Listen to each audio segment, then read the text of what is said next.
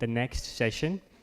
So we have had a fantastic discussion so far on the conventional part of the debt market. We have had a fair bit of discussion on G-Secs, STLs, Muni bonds, and these are all really high quality debt instruments.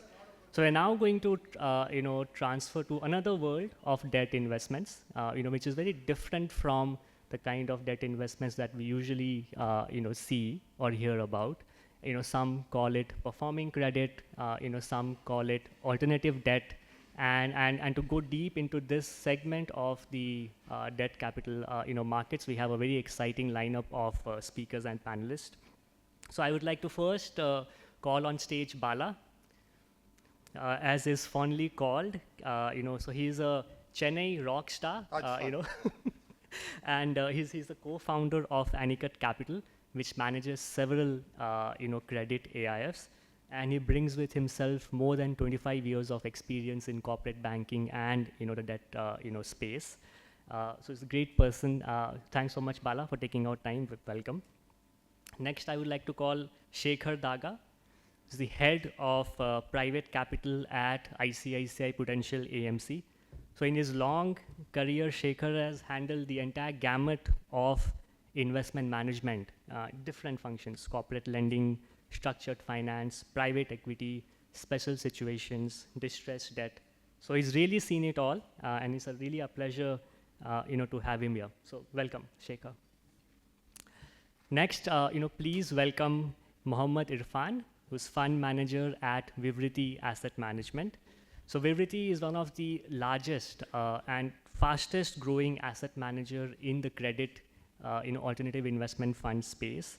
And Irfan manages several of those strategies. And in many ways, the folks at Vivriti can be credited with playing a very important role in creating this asset class of credit AIFs. So it's really nice to have Irfan from Vivriti with us to talk about it. Welcome, Irfan. Lastly, I would like to call Munish Randev, who's founder and CEO of CERVIN family office. So we really could not have a better person than Munish to moderate this discussion. So I remember my days at IFMR when we were trying to reach out with our credit AIFs to the private wealth segment. We always invariably hit a wall. And Munish was that rare gem who actually understood and appreciated the nuance of having a robust debt strategy. So it's great to have Munish with us to moderate the discussion. So over to all of you. Looking forward to your discussion. Thank you, Ravi. Thank you. We actually get into a fixed income conference because we are bombarded by venture capital conferences and equity conferences. And as I joke with a lot of people that half of most people's portfolios is fixed income, but we don't get to see that kind of focus coming in that space. So I think it's very heartening that this is happening at the right time as well. A lot of, I'll call it a lot of upheaval in the market as well. A lot of activities happening in the fixed income market space. The topic today is something which has been there for a long time in India. It is just that it's not taken a lot of buzz as far as maybe media is concerned, but a lot of large investors are already allocating money in that space. And from the panel you would have seen we've got the best experts from that space right here on the dais today. The idea is very simple, that in the fixed income space everything is not similar. We saw the session on SDLs and Munis earlier, and these are very old types of instruments globally as well. In India they're just taking shape, but there are other forms of fixed income investing as well, which are maybe a bit more higher risk side comparatively speaking. So I think that's the space we will be speaking about. I will not take much of a time to just talk about the markets. I think let's the gentlemen talk about it. I think the idea is to just lay the context of what we are talking about and just ask about what do you actually mean by performing credit. Credit is one part of the word and performing is the other part of the word. Maybe I can kick off with Bala, with yourself, just to lay the groundwork of what do you, when you call performing credit, what do you mean by performing credit? Okay, let me, thanks for inviting Ravi. I think one does know when you get introduced by someone else. So thanks Ravi for that. So See, I think the way I look at it is there are inefficiencies which are created by the system. The system needs regulators, the system needs like certain processes, certain norms, certain regulations. So when that happens, like it opens up inefficiencies. Let me put it this way.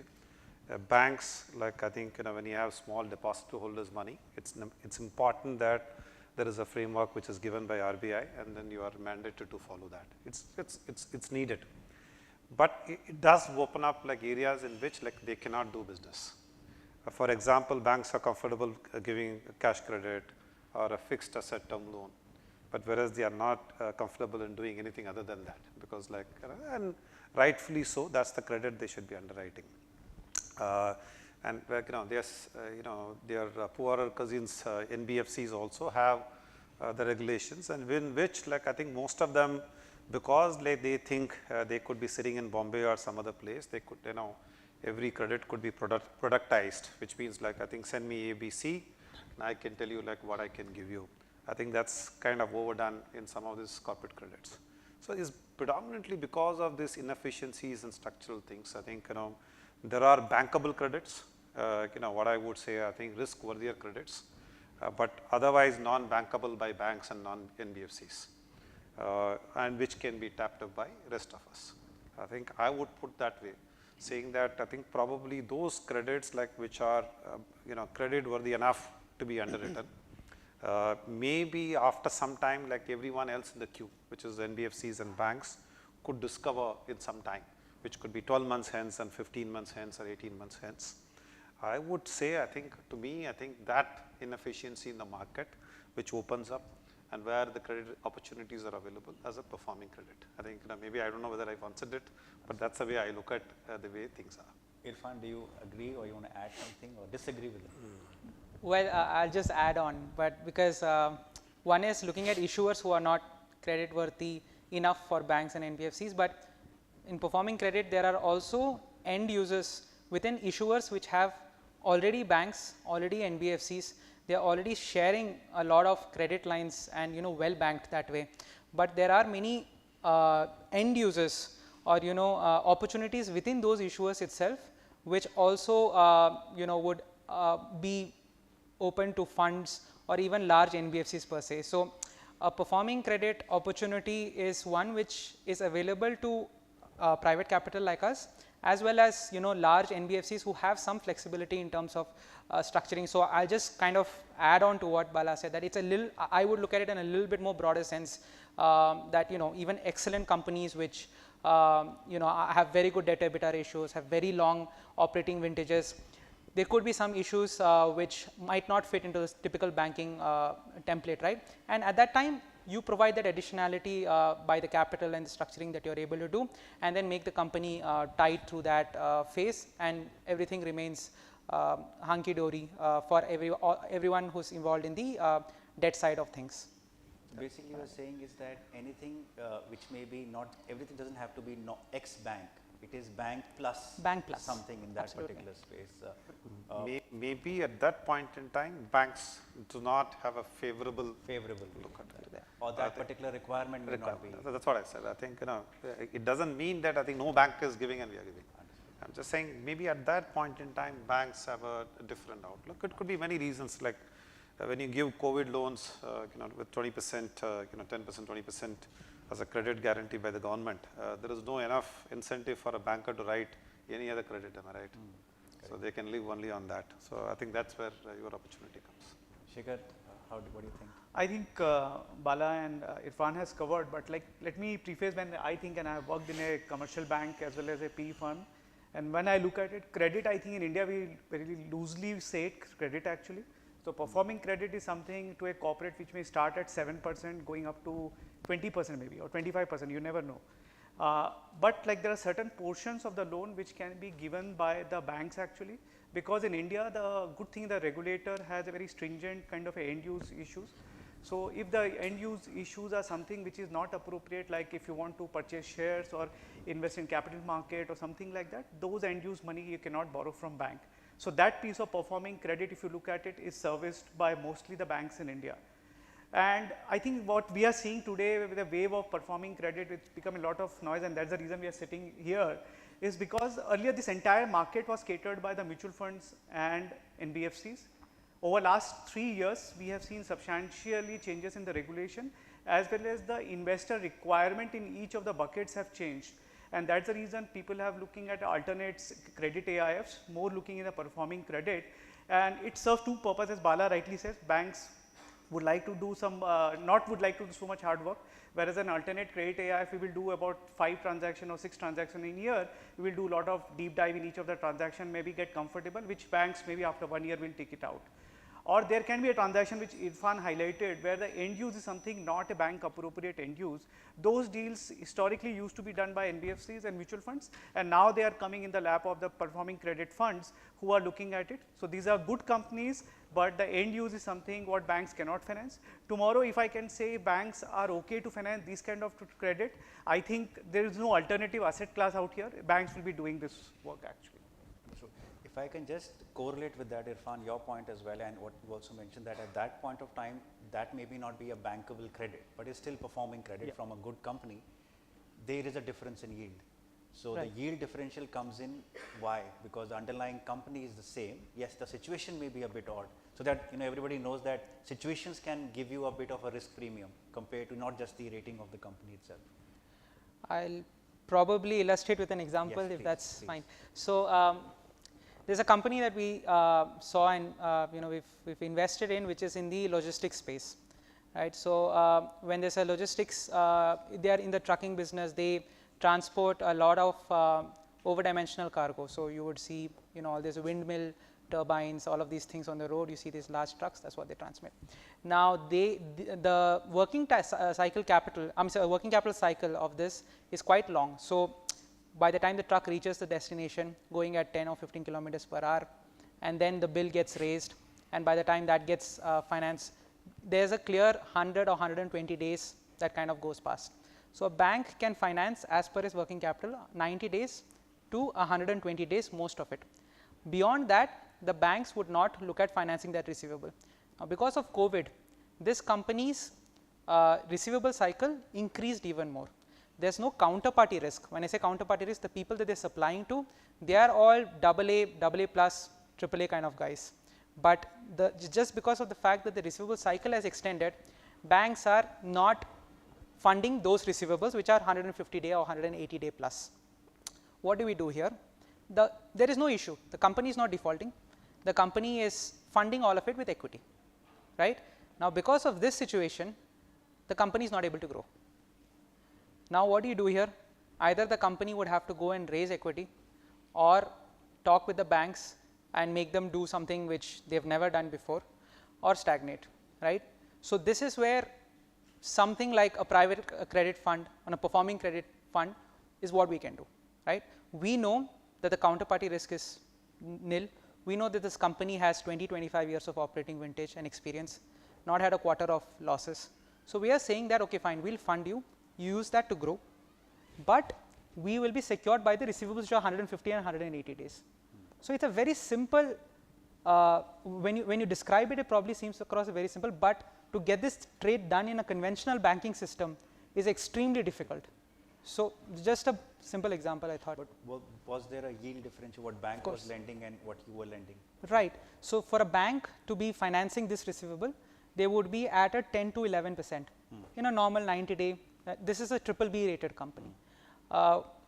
Because we are doing this, we adopted a weighted average approach, right? So we are saying that we are financing the overdue receivables, but in a way it is sort of bridge equity for you also, because you're not diluting.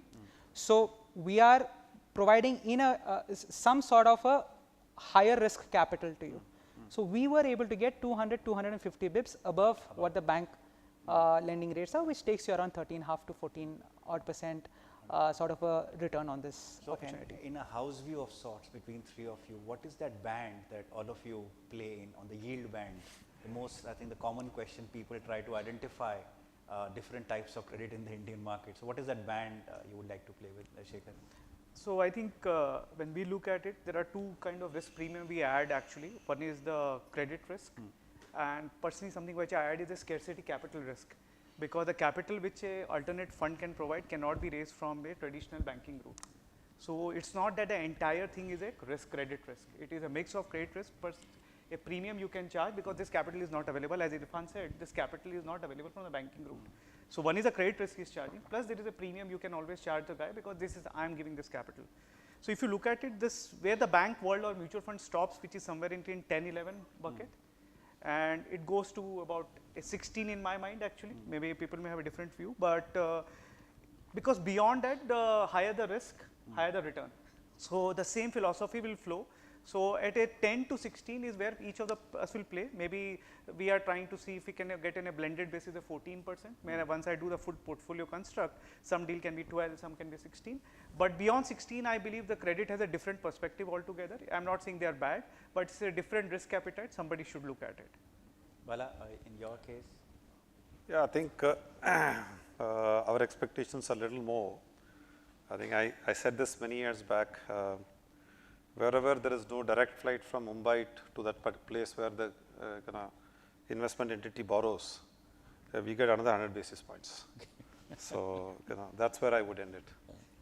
There will be a lot of tracking of flights and borrowers. Yeah, so I think first thing I do is there a direct flight from Mumbai? Then I think you have 150 basis points like premium, because like they don't take the flight that easily and come travel then go. I think I'm not trying to make and that's the point I'm making is the starvation of credit is much bigger issue. Okay, so as underwriters, like I think as we discuss, negotiate, we need to keep that in our mind and say like I think this is not a productized approach. If I can get 150 basis points more, why not? So I think that's how I would put it. I would not want to put it in a band, but I think broadly what they said is right, but I guess like I think I just want to I have a thesis on higher risk but expected higher returns, correct? So you're not guaranteed to have the higher returns. So I think wherever you can, for the same risk, if you can push that 50-100 basis points more. So I think most of our credits in tier 2, tier 3, I think we are able to get that 150 basis points more, but it's not easy to do.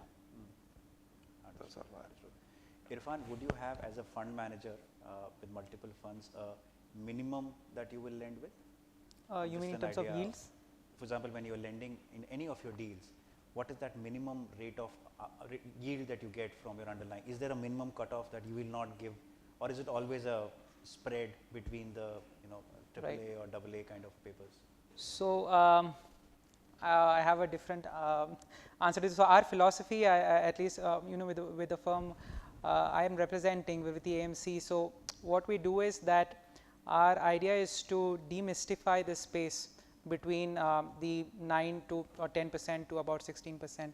So which is how we've ended up, for the AUM that we manage, we have 7 funds. So our lowest price deals we have been doing at 9.5, 980 also, and we've done all the way up to 16-17% also. What essentially is missing here is that an investor is not able to actually understand what risk he's taking, right? There's a reason why there are credit rating agencies globally. Fundamentally speaking, debt is supposed to be simple and easily understood, which is why a regulator itself says that, okay, fine, you're those 3-4 guys who are supposed to say something and provide an opinion, and then you end up investing, right? So it's supposed to be easy. Now, the minute you start moving away from there, there's a lot of confusing, confounding, and then you start looking for people who will take you across to the promised land, right? And that becomes akin to an investor ascribing an equity risk to it. So the way to expand the market and get more people is to break the risk down. So which is why when you ask me about which yield I would give it, I would be present at any yield. The idea is for me to do something which current capital pools are not doing, which is mutual funds, which are large NBCs, which are banks. What they are not doing, I'll do that till a particular risk threshold, and beyond that there are other pools of capital which take care of the risk. So I won't really. Can I generalize, as just to sum up this part of our section, that anything which is beyond the purview of MFs or typical lenders Absolutely. falls under the the bucket of performing credit as long as it is performing, And at the rear end of it, you know, they can be distressed asset as well, which is a separate asset class. So we are not touching there. Now there's a new concept of distressed performing asset as well. So now there are versions of it, but anything which is performing but beyond the scope of banks and NBFCs, which I talked about. You touched upon ratings, and I like to bring Bala into this. I mean, I think for everybody who wants to invest in fixed income, you know, everything starts from rating, which is good and bad. Good in the sense that when you're doing AAA or AA rating and you've got typical diktats around what you can do, can't do, ratings help, right? But when you start going into this performance credit space, obviously then things start becoming a bit loose, because we're talking about BBB, A-, or sometimes even below those kind of ratings. So ratings do play a part, but that's not the whole and soul. Bala, your Okay, so in fact, I insisted that you should ask this question to me. So I think I just thought I will tell you that. The reason is that I think, they do play a role. I think there is nothing, wrong about it. There are shades in which they give the ratings, which is good. But the point is, like, if someone pays, he's a AAA. If someone doesn't pay, like, it's a default, correct? It's as simple as that. Okay, but you can have, like, I think others. The reason I say this is, I think I'll try and give an anecdote, which I was part of. I used to live in Singapore, many years back. So there are a lot of used to be debt salesmen used to come and pitch, people who sell the papers. So one such guy came and told me that I think, there's a country called Iceland, and then he said, I think, the country is a AAA, so I'm from Madurai, not from Madurai, like down Madurai. So I think I didn't have ever heard of this. Even today, I don't know the capital of this country. So, I didn't bother to. He kept on saying there are 3 banks, Landix Bank, that bank. So all of them are AAA. Fine, great. So that point in time, I used to live in Mumbai. I moved there. So typically, my brought up, how big is the city? So how big is the country? He said 300,000 people. So I was just looking at myself like Andheri West, where I used to live, had more people. So I said, okay, great. So I asked him if, let's say, like the country could have maximum 30 plumbers, good plumbers, 30 plumbers. If all 30 of them have a conference, and if there has to be an unfortunate incident, that country would have a plumbing crisis, leave alone financial crisis. Okay, and that was a AAA. And when it collapsed, they had to give only 5 billion back, and they had to borrow from UK. Every time, like I met a rating guy, I think fantastic people, highly academically driven, very good people. I could still figure out what is that, like, I think, stable, outlook, and negative. I asked them, boss, you tell me what is this stable, what is this outlook, and why it is negative. I haven't heard one guy, like, I think, explain it to me. Within that grade, so you've got 9.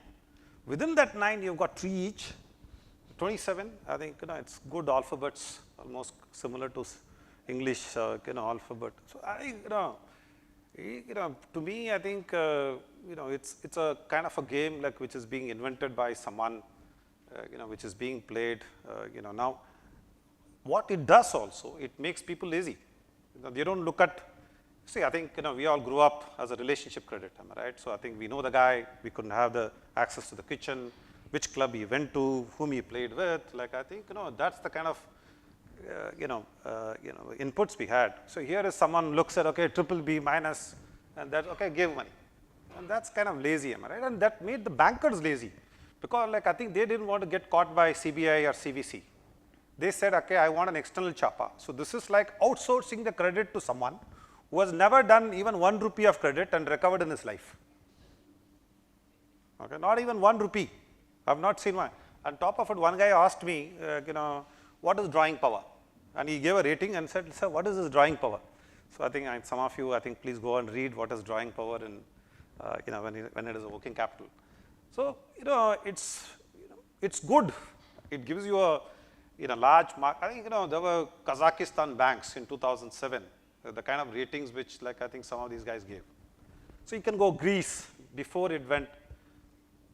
Then they will say, sir, I think we went wrong only once. So I made a murder only once. I killed it only once. There has to be accountability. Like, I think you can't take fee from myself. Munish, you would appreciate, and give a rating for myself. and which is not conflicted and which you will sell it to others. You know, we need it, but I think the current way of doing things is not the perfect way. So I think if someone comes in my office and tells this is the rating, I just keep it out and say, okay, now tell me like who's the promoter. Rating, like I think that's for mutual funds. Which actually brings to the next question. Yes, how sir. do you approach investment when rating is out of the picture? Which is easier, you know, which is easier in the sense like I think then you talk about business, then you talk about promoter, then you talk about his suppliers, then you talk about his purchase, then like, you know, where does he bank with, which all banks he moved, whether like ROC, like is there any case which is pending against him, like I think, you know, you can just go on and on and on and say like I think get a file, like I think look at all these things, like which club he goes to, and then fine, and then like look at okay, you know, whatever you want to know, like which is otherwise publicly available will be there in the rating agency report. Correct? Right. So I think, you know, I'm not saying rating is not a must. Rating is a must. I think I like that. I think you need a third party benchmark. But the current set of people, the current set of crop, and like I think the way they do the rating is the most obnoxious one which anyone could see. And this is my view. I could be completely wrong, but I think, you know, just to tell you, I have an IC member who is a ex-CRISIL guy for 12 years. So we have this discussion every IC meeting. You know, you will keep on telling. So I think, you know, so once like I think I just told him that this is a BBB minus by CRISIL. So I said like if he wants money in 7 days, it's 18%. Tell him that. He actually borrowed at 17. We could give money in 10 days. The spread was telling like I think 12%. So I think, you know, this is, you know, it's good, it's done, but it makes people not knowing credit. Which then Bala is telling us that in this space, you need to have special expertise to be able to do investment in that space. The normal way of fixed income investing, which is fundamentally based on ratings, will not happen. Which actually, you know, if I can ask the other two fund managers, you know, for example, you please differ with me as much as you can. Otherwise, people will walk out office, walk out of the room. It's okay. But I think, how do you approach it? Because everybody knows nothing comes for free, right? And maybe you have investors sitting in this room or people who want to make a career in that space. It's not easy. It's a lot of hands-on stuff. It's not just looking at a rating, and with due regards to mutual fund managers in the room which do look at ratings because they have internal guidelines to look at. But I think in this space, what are the processes which actually people like you or fund managers like you actually build in to make sure that you are investing with the right risk premium, making sure the yields are conducive to the risk you are taking? And as Bala mentioned, there is a process of looking at a 360-degree kind of appraisal. In-house view, how do you approach this whole investing? So I think one of the key things Bala I think highlighted most of the aspects, and that's the kind of a playbook somebody has to actually follow in lending, whether it's a performing grade or distress or any grade actually. I think rating is a good external benchmark. I think unfortunately in India we have been trained for the last 20 years to see rating rationals. So we can't simply say that I don't care for it, because tomorrow I invest a fact sheet, people will ask what is the rating. That's the first thing I get asked. So rating is there actually, and that's the thing we have to live. But we also keep that aside, and the broader thing is how do you do a simple credit analysis? It's a very commonsensical approach. We don't need to do very exotic things actually to create it, because people do speak about a lot of structures and everything. And one of the things I joke is that it's like if you create so many structures, it's a chakravyuh. You get in, you can't get out. So you need to have a simple thought process. Who is the promoter? How has been his track record? So in like my statement, we have put a 10-pointer checklist whether this 10 points are do's and don'ts flow through or not actually. So it has what is the promoter in India? Whether you do debt, equity, anything actually, you do a business, you need to know the guy. How has he behaved 20 years back? Like has Sajjan Dindal, who went to CDR in 2002, how has he behaved over that? I'm not saying ups and downs will come in company's career or promoter's career. The most important thing in a difficult situation, how has he behaved at that point of time? There are people who are good at good times, and in a bad time you may not get into his office. I have been through people in distress where getting into his office looks easy, but we were always worried, can we get out of that office or not actually, because it's going through 2 lifts and some doors and everything, and you really struggle actually. I have been through in Gurgaon actually, and it is a really worrisome thing. So you need to see how has the guy treated, like in a good time he's offering you a coffee, in a bad time can you have a conversation across, because my district's experience tells me like if something goes wrong, God forbid, the best recovery always happen when it's a win-win situation. Definitely if you get a rogue guy, that's a blunder, something I have made because I have selected a bad promoter. which is the most important thing. Then you come to the cash flows, business, what is its pedigree. There can be industries which are sunset industries which don't have a future beyond a point of time. So you need to have that kind of a thought process whether you can understand that risk or not. And what kind of cash flows are there actually. The most important thing in India, like we look at EBITDA actually. And one of my colleagues in IPRU had put if you discuss EBITDA, please get out of this room actually. Because there is nothing called EBITDA. EBITDA, after that you have tax and you have capex and you have working capital. So tomorrow if your business has a lot of capex and lot of working capital requirement, you don't have a free cash to service debt actually. So I was in Apollo earlier and there was a automobile case, we were looking at it and we were showing a debt EBITDA of 5 times entry, it was looking fantastic. And our CIO, he told us just remove EBITDA minus capex and then show me the ratios. Suddenly the ratio doubled because at an auto component player, you are a kind of a slave of the OEM because OEM wants to spend you so much. You have to continue to be on treadmill to spend that. Absolutely. And after that, if you look at it, you don't have free cash.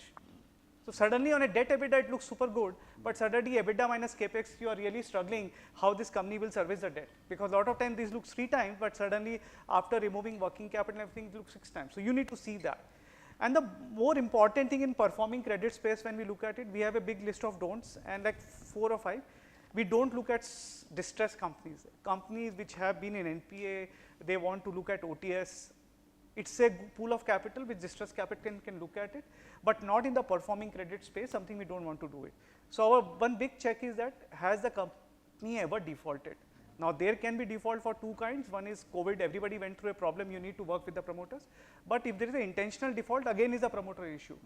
Then there are certain sectors which we believe are always good for the promoters, not good for any other stakeholders. So if you can take something like an EPC company or a government business company where you have a sole client as government, you can't fight with it. So you need to pick your sectors also and understand in this business, does he have any USP out that, or he is dependent on one guy and you are just a kind of a converter in between and you will just make thin margin, and in a bad scenario you will get squeezed out actually. So I think these are very commonsensical basic things. If you just put out in a simple checklist and see whether it fits in or not, and definitely you can always predict cash flows and everything which is required to be done. I am not saying modeling should not be done, but again in these kind of companies we don't look at growth. We are not equity investor that I am looking at tomorrow the multiple will grow X, Y, Z. I need to see if this company 3 years back has made 50 crore EBITDA, can they sustain for 50 crore and am I good at 50 crore EBITDA or 60 crore EBITDA in next 3 years or not. So I think definitely a scenario analysis is very important. So a holistic perspective is required, but the most important thing in India I believe is the promoter. Irfan, I'm sure there is a combination of numbers and subjective, some parts. I mean, for example, he mentioned or he also mentioned which club does the promoter go to. These are all subjectives. You can't quantify them. You can just maybe write a report around it. Internally, you also have a combination of those, or you are purely on numbers? Yes, it is always a combination. That's where the nuance start coming in, right? Because if you really look at what Shekhar might like, Bala might like, and I might like in a company, 9 out of 10 things would be same. Correct. Right? It won't be very different, and it's something which everyone can pick up in 5 minutes. It's how you manage it in an environment where, first of all, common sense is not so common. We all know that. But other than that, there is a aspect of asset deployment, portfolio construction, managing investors along the way, looking at yields. For example, today, if I'm looking at a 14% yield, which seems very high risk to you, but it doesn't make sense to any dollar investor sitting out of India, right? A 14% rupee yield makes no sense on a hedged basis because of what a currency happens. So many layers start building in, at which point you would have to always play a balance of risk argument, whether you are going to go only by 5 parameters or you're going to add something. So internally in my firm, what we do is that we try to have first a macro gatekeeping, right? We first understand the interlace, that because when macro whipsaws, it eats micro for breakfast, right? So we make sure that the macro is conducive, and once the macro is conducive, one is for the country which we can't do anything about, but then for sectors. Yeah. So right, so we know where to go. Mostly sector macro, not global macro, but sector macro. So we make sure that's fine. Once that is there, we pick up companies which are the companies who we would want to work with there. So if you're looking at, for example, renewable energy, you would know that, okay, fine, these are the 10 companies which are credit worthy, right? then it's a key aspect of performing credit is that not everything comes to you on a plate. Actually, nothing comes to you on a plate. Its discovery of a credit is the most time consuming, complicated exercise here, right? So we spend a lot of time doing that, and then comes the analysis. So when you're doing discovery, it is like it is kind of an iterative process with your analysis itself, because all these companies are not raising money from mutual funds. They are not out there saying that we want money, right, at all points in time. So it's about being right place, right time, and then you start analyzing it, right? So our analysis, whatever we do, is completely in-house. So all the points which Bala was saying in terms of the soft checks with the promoters, we look at it in a, maybe we will not have the same opinion, every person has a different opinion about the same new data point, but we look at that. But post that, all our due diligence is in-house. So we are extremely particular about not outsourcing. So Bala talked about ratings, credit being outsourced. We are extremely particular about not even a particular part of our due diligence being outsourced. So even if it's a financial due diligence, we don't go to the big fours, we don't go anywhere out.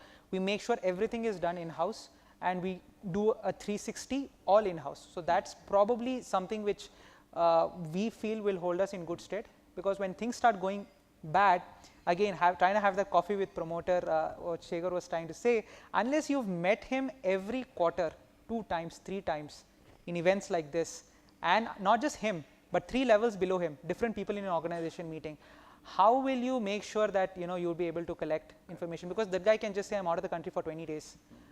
If you have been having a chai discussion and a big relationship call, it becomes very difficult. So we make sure that we are connected across the level. So n-3 tak, we make sure that there are connections. Understood. So that, why I'm saying this is that underwriting is an original sin. You can go right, you can go wrong. But a key aspect of performing credit is, and the most difficult, is actually monitoring. So more than 50% of our time gets spent in monitoring.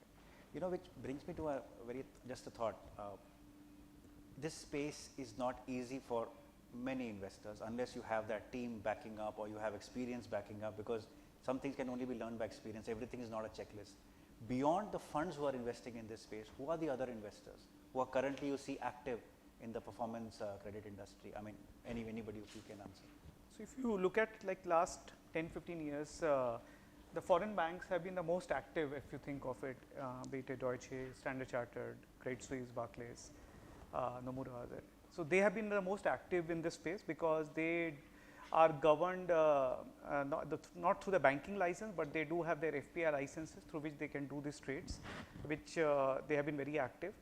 Then there is a bunch of global investors who are coming in. There is a bunch of Canadian investors who have invested in a lot of infra assets or infra yielding assets actually. But this asset class today as we speak, and as Irfan highlighted, our Indian returns are not appropriate for any global fund to invest in India, because the risk return reward as compared to what you are getting in a quality company in US or UK, we are not getting the same desired return in India actually. But still the banks who have been historically present in India, the foreign banks, are one of the most active participants as we speak. And definitely as a bunch of this AIFs who along with us who are coming in, I think we will eat away a big market share from them, and the market pie also will grow accordingly. And some of the foreign banks are no longer there in the picture. Some of them are. Yeah, I think the people who are relevant are still there. Still there. Unless the capital squeeze comes and they don't have capital to put money in India, then you have an issue. Brings us to retail now. Retail and credit. So the elephant in the room was the Frankel Templeton issue which happened, because then after that credit became a very bad word to take in many client meetings. Retail and credit, do they go along, or was there some learning from that episode, or there is something which could have been avoided? Because I think that question, anybody who is increasing risk in their portfolio, asks the first question, what went wrong? Maybe we can spend 5 minutes on what went wrong, because that was not a performing credit fund, but even then it faced problems. So Irfan, maybe with you, what was the issue? Right. So being in an MF myself, so I've been through that very difficult phase when the entire credit funds kind of shrunk from 1,20,000, 1,30,000 odd thousand to about 20,000-30,000 crore what is there today. So 50-70% gone in a very short time. So first I would like to place one thing on record, that the Templeton incident is not a credit blowout. It is a product issue.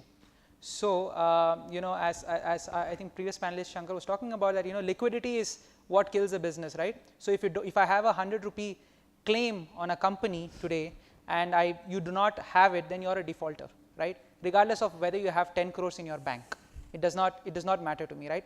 So, is the same thing happening to a fund. So, when there is an open-ended fund architecture, right, you would not be able to meet.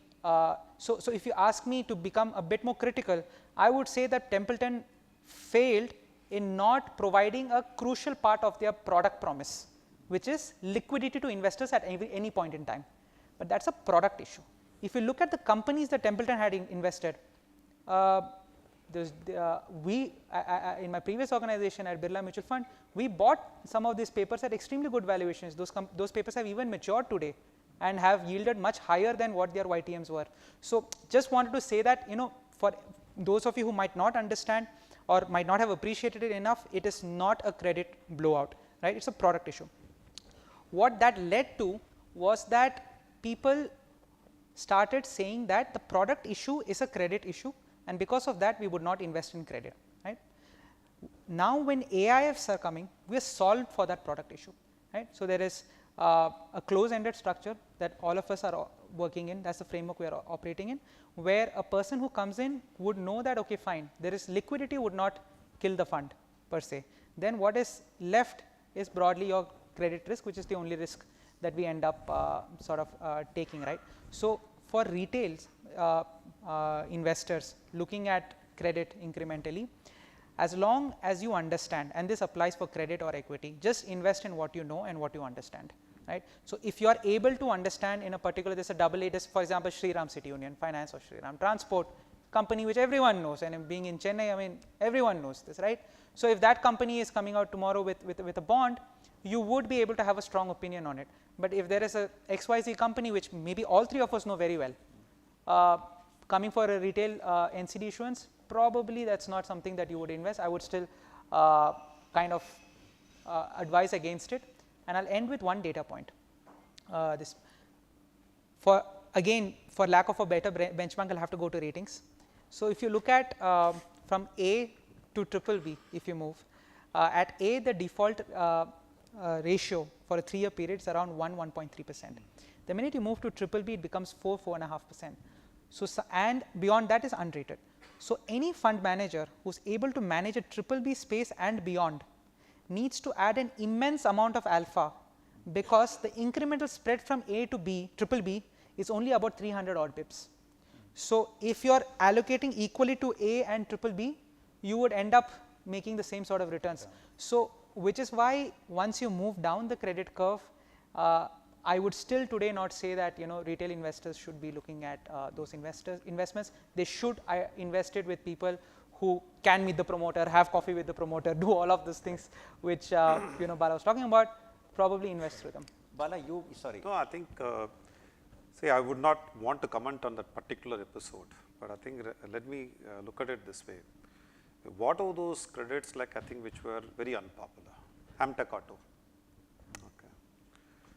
Yes Bank Promoter Finance, and ZTV, SL Group Promoter Finance. I think we can all call out. Okay, so I think I'm sure I just gave these names more for educational purposes, nothing against them.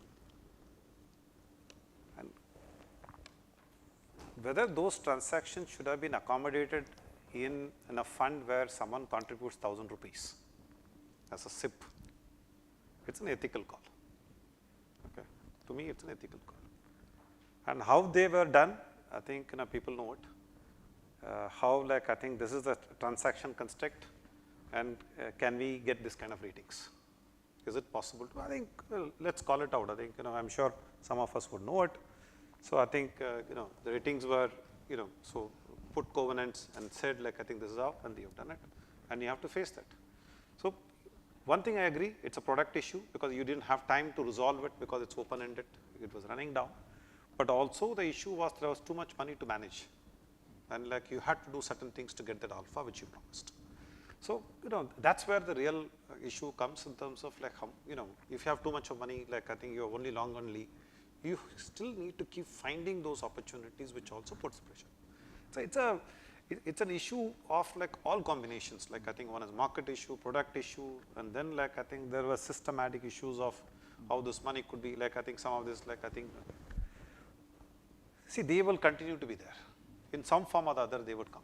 Okay, that's what history teaches you, that's what market teaches you. They will keep coming, I think they would be sure. But I think regulator would learn, regulator would become more smarter. Like I think one of the reasons why like we thought this product, this area would grow well is, you know, when a regulator said like I think, you know, you can't be doing this kind of credits like I think in MF. So it has to be in AF. Okay, so you know, that's how AF's growths are happening now. And within AFs, then they would figure out like I think what is right and what is wrong. So I think these will evolve. But what, you know, to me, I think that was an issue of like I think, you know, product is, you know, it was an ethical issue too. I think let's be sure about it. I think it was an ethical issue too. I'll take your experience, Bala, with meeting the HNIs and the ultra high net worth space as well as part of your fundraising. How much of allocation do they have, or do they understand the market, let alone the retail part of it, even the high net worth investors? See, they do understand it because like I think, you know, see, one of the things which we have done is we never had anyone in between as a wealth manager or an advisor. So every investor of us, like we have met personally, spent time, and also spent time like every 3 months, once like reviewing them. So they all know what stuff which we do, am I right? So they probably put you one down to, you know, I've got a couple of them, so I can't use this word, but I think one down to a roguish investor and say, okay, boss, this is the stuff you do. So they all know. But like even from our side, we say, I think don't do this more than this. Okay, maybe a percentage, don't do more than this, because I'm sure like I think there are much bigger options. So I think I would put it this way, like I think, I think he substantiated what I was making. So between A to triple B, it's only 2.5 basis points, which means I think, you know, those many shares are not really required, am I right? But once you pass that, you also made a point, which is like, I think you need, the alpha has to be substantial. So what, like it's 2.25 times of your risk-free rate, at least. So that I think, you know, if like 30% goes away, you still, you know, get away with something. Otherwise, what's the point in doing it, correct? So, you know, when you do that, when you explain to that, like I think, you know, it's a tough job. Like I think all of us have the responsibility of going and creating this market. Telling them again and again, it's not easy, it's risky, I might lose money, but I think I would not lose money on a point where I, you know, knowingly I think I overlooked certain things. That's something which we can promise. But these are credits like which are expected to behave like this. So I think it's a, you know, it's happening. I think it'll happen. You know, hopefully I think with all these young, you know, people, I think, you know, we have got a great inflection point coming. So hopefully I think at some point in time, like this performing alternate credit would be as larger, you know, as like I think other than liquid funds, like other, like it may not be like big in gilt, but I think it could be on par with some of these corporate bonds, like I think kind of issuances it could become. If you actually look at the investor options today, you have liquid fund on one end, and then you got the new age target maturity funds, which was spoken about in the earlier, you know, giving good yields, and you can lock in your yields. Correct. You're getting 7, let's take an average, you know, on that. There's always an expectation of people to have some risk premium, right? Whenever you're taking entry into a higher credit space. Now, everybody has a different way. It's not a science, it's more of an art, and it's more of a comfort zone, I think, what we have understood. What do you think this asset class can provide? And taxation, you know, naturally becomes the spoil sport to that extent in this particular space.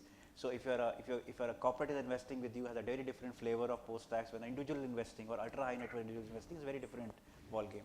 So have you faced that challenge in this industry when you are convincing your clients? Does that come as a discussion item, or should there be anything, any kind of a support from the regulator on the taxation side, which mutual funds I'll put it this way, like whenever taxation comes into picture in conversation with investors, I tell them, sir, I think we leave it to the government and chartered accountant. Okay, we are less experienced and privileged people to advise on that. But having said that, tax is something like one can never control. For example, I think MLD, which it's a product like which is built, or like I think a scheme which is done on capturing efficiency and inefficiency of taxation is not the right way to look at it. I'm saying like this is what I can get it. If there is an appetite for you, like I think then do it. Otherwise, don't do it. Okay, now the corporate tax rates is 25%. So instead of doing it in your personal name, you can do it in your investment company. If you have a MAT credit, because this is an interest income, like I think you can have, you can knock on using this MAT credit, you can knock on it. Not everyone would have it.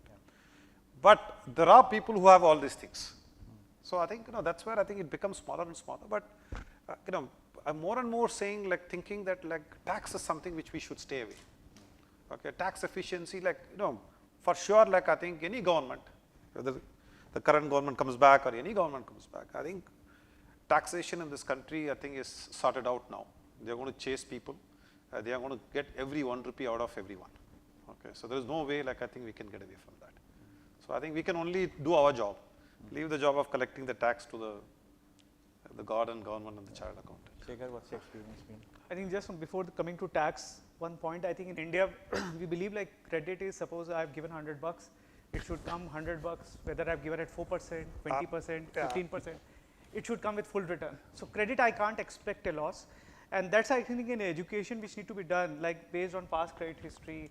Let's assume with a credit loss adjusted, what is the return? Because you can get a loss in this asset class. Like in gilt, like as the rates go up, you are incurring a loss. Like I have seen people in equities, they lose 50%, 70%, no complaints. Yeah.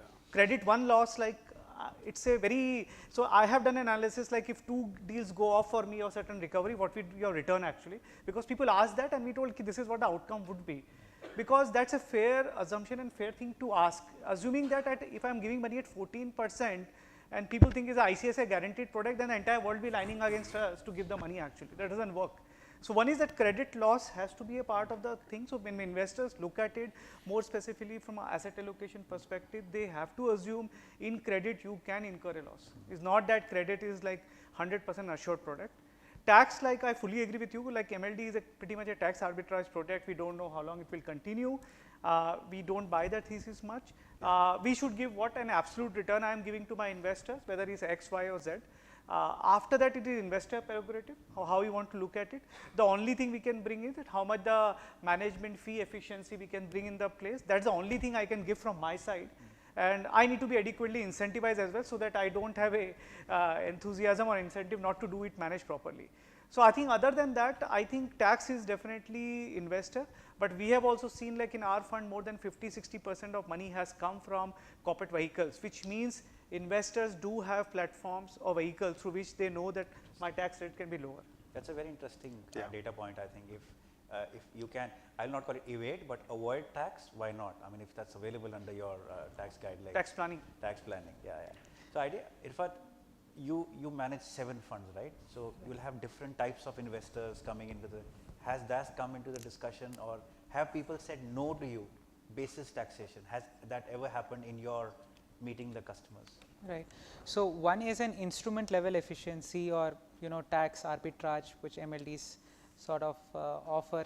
The other is the vehicle itself, which in a different forum, all of us will be vehemently fighting for parity with MFs, because for those who might not be aware, MFs have an indexation benefit that kicks in for debt mutual funds, right? So your taxation, kind of effective taxation becomes much lower than when you go with an AIF, where you have full taxation applicable as per your income tax slab, which usually is in a 40% range. So with that background, what happens is that the risk that we need to take to give you a ceteris paribus return versus a mutual fund goes up.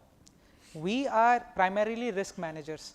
So the issue is the return and the risk, where we are trying to say that, okay, fine, to give you a 10% risk, return, I would have to underwrite somewhere around 14% without forget management fees. But just gross return, I would have to write somewhere around 14%, right?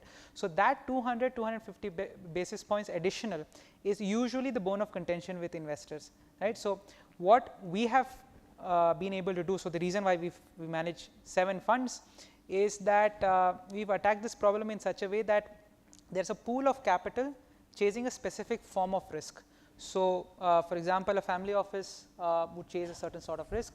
An ultra high net worth individual who's having long term money would chase a different kind of a risk. So on corporate treasury will have a different sort of a risk bucket, right? So to make sure that there are products available, just like how an AMC does, we this low duration liquid corporate bond fund and so on. So we try to make something available for almost all investors in this high net worth individual and category 1 CR plus category.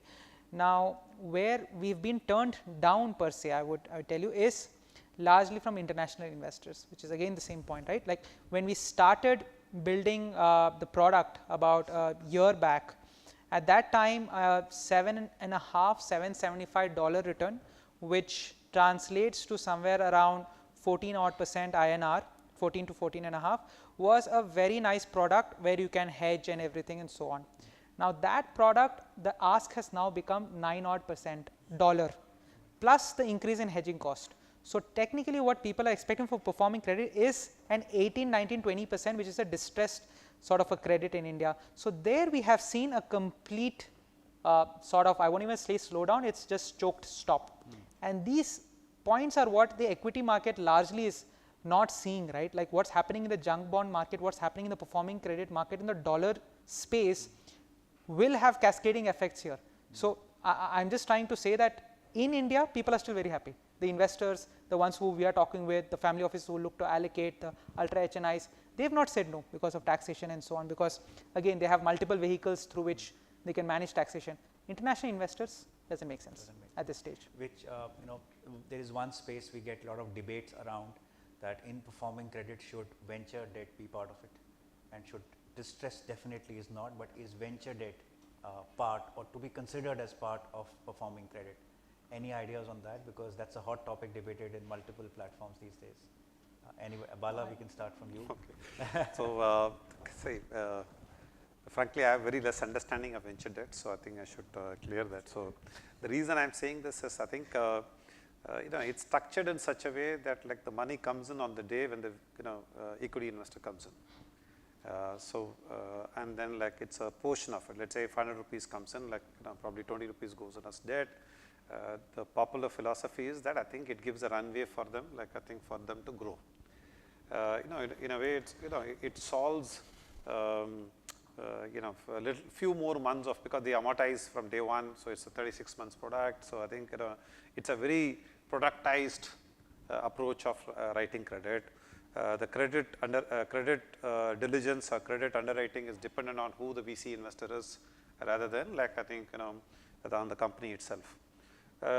So it's another vehicle of like I think giving additional money for the new age firms. What I think it is evolving. I think it has done a good job.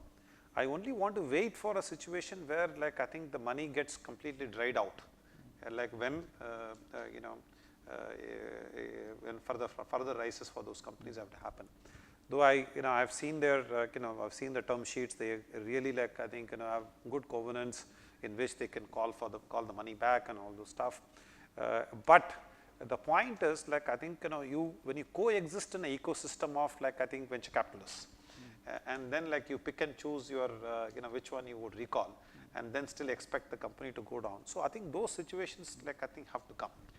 We have to see that, but they have a good run. I think it's an important part of a pool of capital, like I think which is needed.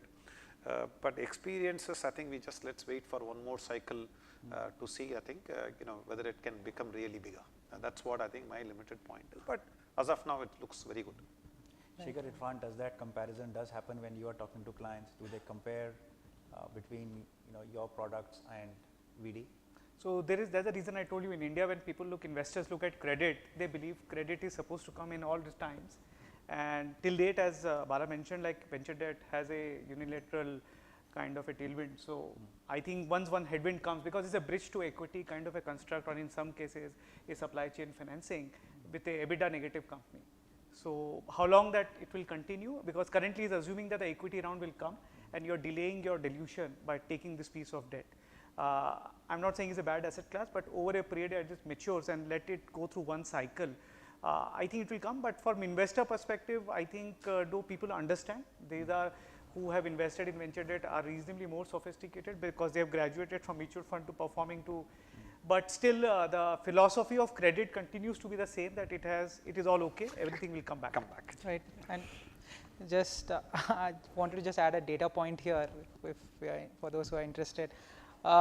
We actually did a study where we put together the portfolio of all the venture debt investee companies, try to cull out whatever we could from public domain information and so on and so forth, and saw that, you know, what's the percentage of companies that are actually, or EBITDA positive, I am being liberal here, not free cash flow positive, EBITDA positive, and I think there were three companies out of portfolio of combined portfolio, a lot of interlinkages, but of 100 or 120 sort of companies, right. So, less than 3% are EBITDA positive. We did the same exercise on performing credit. So, when we say performing credit, again we try to say whatever is an investment grade, right. So, triple B and above. So, there just in the triple B space, we saw that there are 3% of 3.5% percentage of companies are EBITDA negative.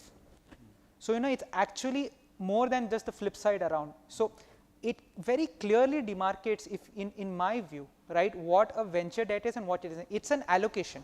So, performing credit in your fixed income strategy, generally what we tell people is that it forms part of your core allocation strategy after MFs. VD is more of a tactical strategy. It's like how right now GSEC is not something, a 10-year constant duration product is not something you would advocate every day, right, but it's something which is tactical on the GSEC side. Similarly, on the credit side, VD is supposed to be a tactical. When there's tailwind, just like, and you can predict till when the tailwind is, VD is supposed to be there. But again, when macro changes, there could be issues in a VD portfolio. I'm not talking about the funds, but definitely we all read about startups going down. Yeah. So, in a lighter terms, if you look at it, when I think is MF is a large cap, we are in mid cap, and that's a micro cap. I think that defines the positioning of funds. I think most people will remember. No, but very importantly, I think how much any investor should allocate to the performing credit space. I understand the answer is very different or customizable depending on the risk profile, but broadly speaking, as you mentioned, large, mid and small. I think you should follow the same rule. So, what kind of percentage, or you have seen in your interactions with investors, and there can be different types of investor, what kind of allocation of the fixed income piece should get into performing credit? Anybody can start off. Maybe I think my thought is that if I have to put my money in the fund as well. So, maybe if you have $100 you're not mandated to put your fund in that. So, $100 of credit, if you have somebody, a sophisticated investor, because he is looking at 3 asset classes, maybe I think credits is something they want to look at, liquid and bond funds, which may be 50-60%, maybe a 20-25% of this asset class, and the rest they can play in what they want to do. That's in my mind, I think, if I have to advise somebody. Yeah, this empirically also we've seen fixed income allocation, those who do tend to allocate to performing credits, 20-25% they end up doing that, the ones who do allocate, or else that 25-30% they end up, the more aggressive ones, they will allocate to venture debt or very high yield sort of funds. But out of your fixed income allocation, still, you know, 70-80%, largely people would want to stick to mutual funds, followed by some FMP products that they want, and then 1 or 2 of these performing credit, right, that should form, you know, at least 70-80% of your portfolio. Yeah. Bala, any views on that? I think you should give the recommendation. You are the man. We charge fees for that. You charge fees for that. No, I would not know, but I think ideally the percentage which my co-panelists quoted, I think is a very good number. But I'm sure, like, I think that will be a large sum available. So I think the people required to manage and all those things, I think the industry has to evolve to that. So I think it might take few years down the line, but eventually it would get there. It could become large, but I think, so that's very clear. You know, finally, before we get into the questions and all that stuff, still we have very less number of funds in this space in India. It's not that you have a wide gamut of choices. There are funds who have raised a couple of funds earlier, they've shut shop, gone away. Maybe, maybe it's the early stage evolving of the industry, but why is it that there is so less number of fund managers in that space, comparatively speaking? Any reason why? Is it a tough business, or is it a space not where people are open to investing? What is the reason why? Any, Shekhar, your view? Or so do you disagree with me? Or if you put in a global parlance, actually, I think this entire bank moving out and funds like us, or globally as well, credit funds coming, is a phenomenon of last 8-10 years actually. And if you think of just BlackRock's number, which is one of the largest global asset managers, they started with alternatives as an asset class in 2016 with a 10 billion pool actually. And today that itself, if I'm not wrong, is a 300 billion pool actually. So it's a 6 year in for a BlackRock kind of a asset manager actually. In India, I think we used to have a kind of a performing credit or alternates in credit pre-COVID, but maybe post-COVID and even post-March 2020, this has accelerated. I feel as we move towards and where the credit growth was also pretty benign, and as we are seeing a double-digit credit growth, it will also come in this spectrum of credit, and we will see more capital, more funds will be coming in this vertical as we move for next 3-4 years forward, because this is pretty much aligned with how the credit growth in the country grows. If banks are growing, there is a need for this pool of capital because Indian promoters are capital starved. So, they will need capital to grow their businesses. We are seeing so many companies where there are buyouts of private equity investors happening, there are family settlements happening. Those pool of capital cannot be serviced by banks, they have to come to us. So, I believe like as we see next maybe 3 years later, if we see in the same panel, we will have a much bigger number. Had we spoken 3 years back, we won't have so many funds in the industry actually. True. We are growing actually, and this asset class will grow as we move forward actually. There are some questions, if we can take some questions now. I think one very interesting question is that in a high interest rate environment, does the demand for alternative credit from investors come down? Basically, is alternate credit a seasonal industry, or is it it's a perpetual allocation? Anybody? We are a completely credit starved country, so I think it's not going to go away. So, that's, it's as simple as that. It's like so much of capital I think is not available, so I think you would always have some borrowers. Yeah, I mean, so what we see is that people will tend to invest, their asks get higher, right. So, once you are at from the AAA to the A curve, the transmission is quite fast, right. So, in a rate hike cycle, it's like AAA react immediately followed by AA and A. The BBB space tends to have some lethargy, because one reason being that they do not require capital every day. They are not so entrenched in capital markets that they have refinancing risk on their balance sheet, right. And 3, their liabilities are not as meaning they do not have ECBs and so on and so forth, right. So, they do not have exposure to as many externalities as someone like a AAA and AA does, which is why in a rate hike cycle there will be some lethargy there. So, the initial part of the rate hike cycle is difficult to deploy in a BBB space, because you would be having an investor ask, which is sophisticated investors whose asks would go up. So, the demand for alternative credit goes down, and then you would deploying that and finding good assets will be difficult, right. So, you would tend to move towards a little bit of a higher risk in the initial phase, but what happens is as the rate, once it gets transmitted, I am talking about this is just a quarter or a 2 of a lead lag, it is not a year thing, I am just talking about a quarter or 2. So, for example, June mein jo ho raha hai, abhi September mein chal raha hai, right, September, October we are seeing that. Once it gets transmitted, the same thing happens, the BBB space remains lucrative for a very long time, right. So, when rates sort of bottomed out sometime in March, BBB space was still giving such a fat spread over what a AA fund was giving. So, I would still think that it's always it would form a part of a core allocation. It's more of a deployment and a portfolio manager's challenge when they are deploying, but not from a demand perspective. Because I think the question is that there is a support level for yields. I mean, you don't get the same direct correlation when the rates are on the way down.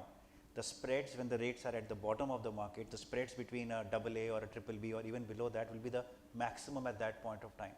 But when the yields actually start going up and they are reaching whatever the yields you are reaching, they go up, but the spread starts coming down, compared to the performing credit versus the AAA credit. I think that is the essential question, that whenever the rates were down, maybe a couple of years back or a year and a half back, I think there was a lot of demand for high yield debt, let's call it this way. When the yields pick up so much that you're actually getting 7% from a AAA rated portfolio, unless you get 10, 11 or 10% at least coming in from that. Does that make sense? I completely differ on that. So, I think the rates are depressed, or I think the yields are depressed because I think there is not much of a business activity.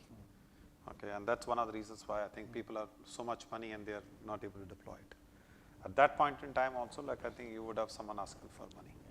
On the reverse also true, like I think they have got less money, but I think there are a lot of good people are also asking for money, and you will still have that BBB band, like I think who continue to ask money. So, I think in a way, I think I keep coming back again and again. So, I think there is the market is very, very shallow, which is like I think on the one end of the site, which is so-called AAA and AA, and then beyond that everyone is the same. Okay, I think we can go back to Irfan's statistics. So there I think it's like one-to-one negotiation, one-to-one credit. Okay, it's like I think that's how I think it is. So it's like so inelastic when it comes to that. So I would want to put it at least like my limited experience of running fund as well as in the banks. Like I think and I used to be part of the banks also. So it's just that like I think you in your mind you think that I think that guy asked so much, so there's a competitive quote. But like money available at the right point in time, faster, like I think a little more flexible, I think there is always a price. Just to add to what Bala is saying, if you look at it, the last 6 months dynamics actually, the rates have gone up by about 90 bips on the repo side. So bond market had quickly absorbed it day zero, like it's done actually. Banks have still not translated the entire yields of they have done by 70, 80 bips, not or mortgages have not gone up by that rate actually. And just to add to that same point, as the rate goes up, so people who are borrowing in the bond market, like be it NBFC or a AAA, who may compete with people like us, their cost of borrowing has gone up by 150 bips. Correct. So which they have to now originate assets at a higher rate, which means like trades which I would be doing or all of us would be doing at 13%, for example, I think intuitively I price them 200 bips more. That's price has increased. So the delta, I think the best way to compare is what delta you are making actually. The delta has to continue, it should not shrink. Rather, my belief is if the market gets tighter, it will expand rather. But Munish, the way at least I explained to some of the investors who have this issue, what you're saying is a common question. The point is that when you're investing in a closed-ended product, there is already an implied duration call that you've taken, right? So investors should be cognizant of that. So today, I don't know how many of you know, the 1-year T-bill cutoff was whatever, near 7%, right? So does that mean that between 1 year and 10 years, India, there's only a 40 bip, 45 bip spread for the Indian government, so Indian GSEC should be at, not really, right? It's not a one-to-one, because when you're looking at yield curves, there are, now there's a bear flattener curve at trend at play, right? So in a, when you're looking at rates, there are multiple factors which change the shape of the yield curve. So looking at the short end of the yield curve and expecting that to play out at the 3-year and the 5-year point will not make sense. Just over the last month, we've seen 5-year, 1-year spread go down by 50 bips. So I'm saying that the answer is a little more nuanced, and most investors understand and appreciate this. Is just like Shekhar said, an issue of having that dialogue with them, explaining to them, and trying to break down this space a lot more. Understood. There's a question on what happens in a case of a default in your underlying company. What does the AIF do at that point of time? It happens all the time, so I think so that's the truth. So you have got all the options available to any other lender as is possible. So we don't fight. That's the philosophy. We don't fight, but we have got enough deterrence. Like I think having a nuclear warhead is not to fight, am I right? It's only to make sure. I think we get to the table, speak, and then try and see, like I think get sense. When coffee is not available. When coffee is not available. So I think you've got options of NCLT, you've got a bankruptcy court. Like I think you have an option of pledge of shares. You've got all the things which is available. But I think many years back, I think people used to say Citibank steals kidney for your car loan. I don't know how many of you heard it. So I think that was a time, like I think many years back. And then now I think then like that's how it was. But I think because the defaults also used to be very rampant. Okay, credit cards, like I think number of people credit cards people had defaults. There were actually brides and bridegrooms were available. So I think most number of defaults. So I think because you had no way to recover. But eventually, like it all fell in a bracket in which it could be managed because there were deterrents built in the form of CIBIL and all those things. So I think we are also reaching the same. Like I think we have not yet reached, but I'm sure like we will reach in some time. Where I think the IBC, like I think the deterrents are more than enough to talk it out and then get sense like what is the loss? The loss is like I think you would have two kinds of non-performing assets, am I right? Like financially non-performing. But they could be operatingly very performing. I'll make a point. We had one fine dining restaurant as a borrower. He had 80 such restaurants. was doing 22 crores. March 2020, like, for saving lives, like we had to shut everything down. So from 22 crores, like I think he came down to 0. Okay. So what do you say, like it's a financial non-performing asset, but as and when like it opens, all of us would need food. So I think, one has to make distinctions and see like whether equity investors can take a hit, because that's why like they are there. So, and how do we like, I think, find ways, and so I think it happens like we've got enough ammunition, NCLT is available, like, IBC is available, like you've got, everything is available. But I think, it's not those days of like, I think late 90s, like I think, from ICICI Limited, we used to go the lock. Every time there is an opportunity, we can lock the factory. I think that was a wrong way of recovering, but I think then we have learned the lesson. So I think we are back to that stage. Yeah, I think I agree with Bala, like, and just a lock story, I remember my colleague went to do a surfacey on Enron. You were in ICICI? Yeah, ICICI too, yeah, that's what my I'm saying. colleague went to do a surfacey on Enron's plant actually, and he said in a radius of 5 kilometers, all the locks were sold out because they bought every possible Correct. lock to put in the grills actually. No, I think I had stock of locks at my home. So, so when you left, you left. I think that was a mad way of recovering, am I right? That was a completely socialistic country telling that, boss, everyone is bad, you lock, you get them to the street. Then you realize, I think, the jobs have gone. So, now I think it's much better. So, I think, I'm sure, like, I think, the environment we will be much better. So, what happened in car loan, credit cards, like, would happen here, it will become much better. The equity guys who are the original risky investors would have to lose money, which means, like, I think the performing credit yields could come down over a period. That's given. But Okay. I think the entire So environment, for sure it will legal come down. So legal environment has become very conducive actually, though we may are seeing a wrong side of NCLT, we are seeing cases getting resolved long tenure. But if you see the stats which IBI published quarterly, the number of cases which gets referred, and there is admission, there is a two-way process. First your reference and then admission. Before admission, 50–60% cases are getting resolved actually, which speaks a lot like the promoters are really nervous. They know that if my case gets admitted, I will lose the company.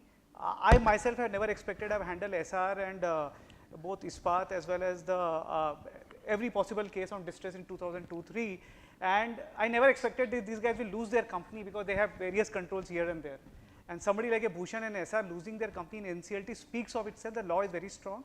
It has taken time. As we build case studies and everything, we will be much robust. But you should see the stats between reference to admission. There are very less admission as compared to the references. So people are trying to admit, but like it's not getting admitted. They know if I get admit, I lose everything. Let me resolve it before that. Sharad, thanks. Like I think we had a CFA conference, I think 4–5 years back, 4 years back, I think when someone asked how good is IBC.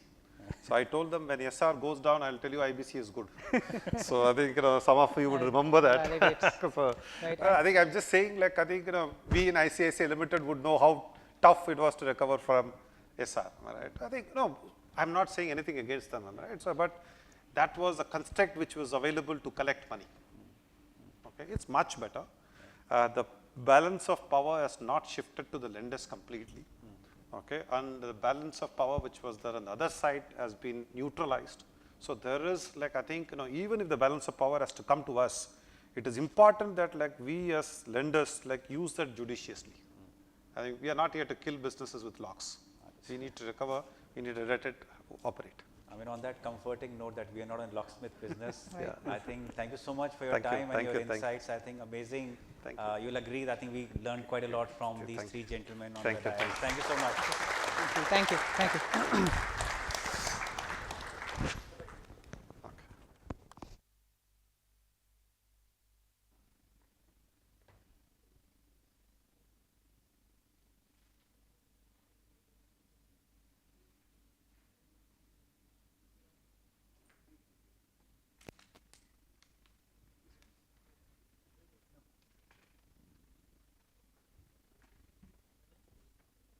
Thanks so much, Munish, Bala, Shekhar, and Irfan. That was an absolutely fantastic discussion.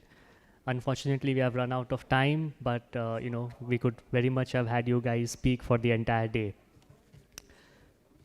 So we'll in the interest of time, we'll move on to the next session. And the next session is titled "The Indian Bond Markets: Travel Through Time" by Mr. Mahalingam Gurumurthy, who's the former whole-time member at SEBI. And to lead this discussion, it's my pleasure to invite Ms. Poonam Tandon. She is the Chief Investment Officer at India First Life, company, to take this, session. So Poonam has had an illustrious journey of close to 30 years and still, growing in the Indian debt markets. She understands everything, there is really to understand about the debt markets. She has not only seen how the debt markets has evolved over many decades, but actually has been an active participant, in the market. We know how volatile the markets are right now. And Poonam manages a very large fixed income and other assets book. So thanks a lot to her for taking out time. So just give us 2 minutes. We'll have both the participants on stage and looking forward to the discussion.